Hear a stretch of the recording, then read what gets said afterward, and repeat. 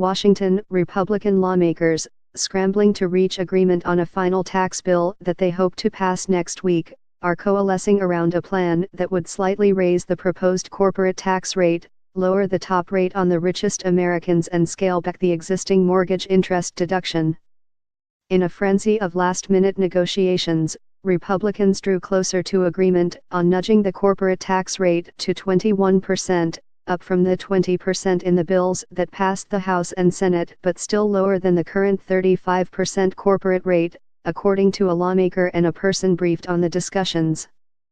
They are also considering lowering the top individual tax rate to 37%, from the current top rate of 39.6%, to assuage concerns from some wealthy taxpayers who fear that their tax bills could rise under the current legislation, which eliminates a host of individual tax breaks. Another closely watched change centers on the ability to deduct the interest on mortgage debt.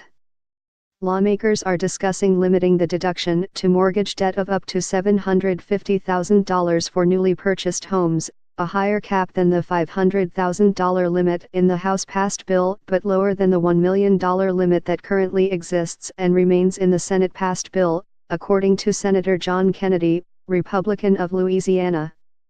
The negotiations come as lawmakers in the House and Senate seek to align their tax bills, which differ in significant ways and must be reconciled to ensure enough Republican support to pass along party lines. Under Senate rules, the final bill can add no more than $1.5 trillion to federal budget deficits over a decade, a restriction that has led to a frantic game of budget chess as lawmakers look for ways to pay for the changes they are considering. Lowering the top individual tax rate to 37%, for instance, will result in less tax revenue for the Treasury Department. Raising the corporate tax rate to 21% will help bring in a bit more money to help lawmakers stay in that $1.5 trillion box. Senator John Cornyn of Texas, the No. 2 Senate Republican, said that House and Senate negotiators were making progress in their effort to agree on a final tax bill and that a deal could be reached shortly. "We don't have it right this minute, but we're getting closer," Mr.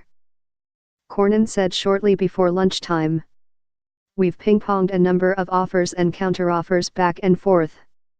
In a sign of how difficult it is to build consensus for such a fast-moving bill, Senator Susan Collins, Republican of Maine, said on Tuesday that she did not like the idea of lowering the top individual rate, which is currently 38.5% in the Senate bill and 39.6% in the House version.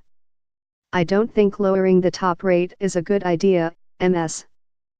Collins said, explaining that she preferred the House version that did not lower the top tax rate. "I had hoped that the House position, the original House position, would prevail." However, Ms. Collins, who negotiated several changes to the final version of the Senate tax bill in exchange for her vote, would not say whether the adjustment to the top rate was a deal breaker.